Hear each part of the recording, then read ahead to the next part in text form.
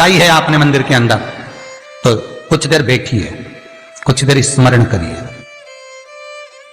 हमारे यहां तो यहां तक कहा गया है कि किसी मुर्दे को अगर जलाया भी जाता है तो कपाल क्रिया तक रुकना पड़ता है कि थोड़ा रुकिए, कोई पीछे से आकर कुछ करना जाए। दीप जलाएं, थोड़ी देर रुकिए।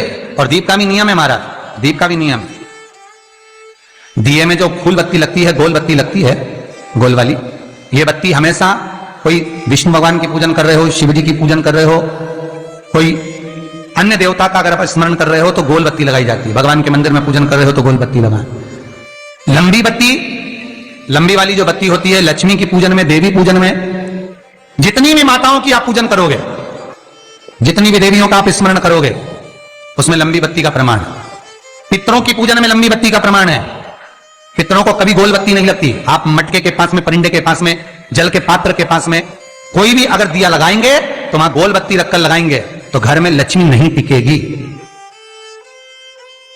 कई लोग कहते हैं कि परिंदे के पास, मटके के पास में, पानी के स्रोत के पास में जहां जल भरते हैं, हंडा रखते हैं, टंकी रखते हैं, वहां पर मटके के पास बत्ती लगाओ, दिया लगाओ, पितर शांत रहेंगे। तो पितरों को शांत करो, मना नहीं है, पर दिया लगाने का नियम है कि पितरों को अगर आप दिया लगा रही हो मटके के पास, परिंदे के पास, या अमावस्या के दिन पितरों के लिए अगर दीप लगा रही हो तो गोल बत्ती अगर लगाओगी तो कार्य कभी सफल नहीं होगा। घर में लक्ष्मी नहीं टिकेगी, संपदा नहीं रहेगी, घर में कोई ना कोई बीमार पड़ा ही रहेगा। धन आएगा जाएगा, टिकेगा नहीं। इसलिए पितरों के लिए अगर दिया लगाना है, पूर्वजों के लिए दिया लगाना है, पितरों के लिए अगर दीप लगाना है तो लंबी बत्ती लगाइए, लंबी बत्ती।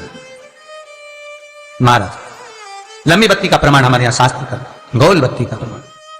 और सुंदर चरित्र कहा, यदि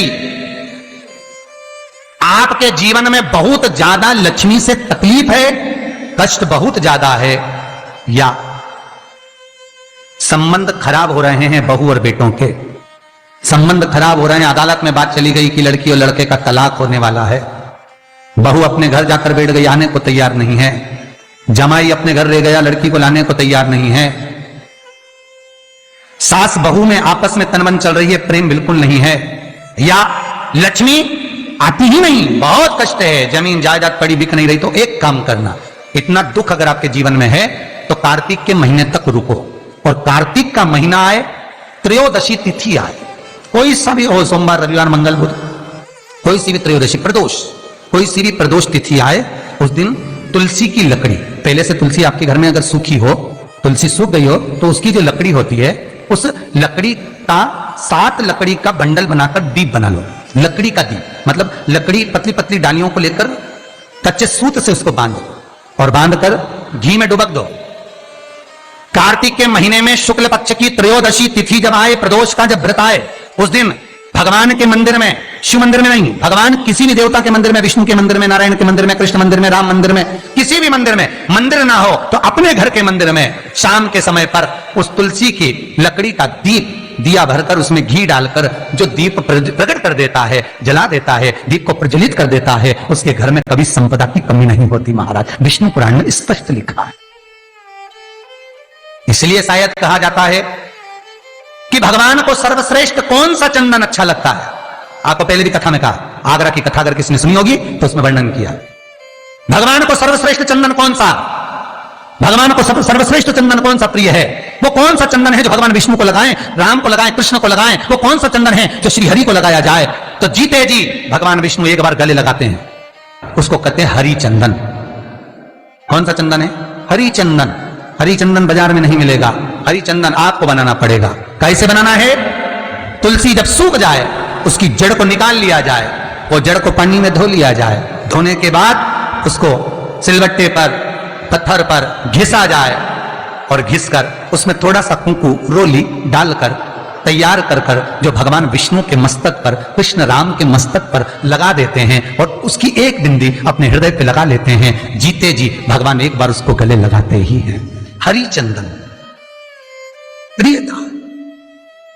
जैसे शिव महापुराण में रुद्र चंदन का भाव है, शिव महापुराण में रुद्र चंदन का प्रमाण दिया जाता है। अगर आपने लिंग पुराण पढ़ी हो तो उसका 5वां स्कंद अवश्य पढ़िएगा महाराज, और शिव महापुराण अगर पढ़ रहे हो तो उसका कुमार खंड पढ़िएगा जिसमें रुद्र चंदन का प्रमाण है। रुद्र चंदन कैसा? रुद्र चंदन का प्रमाण कैसा?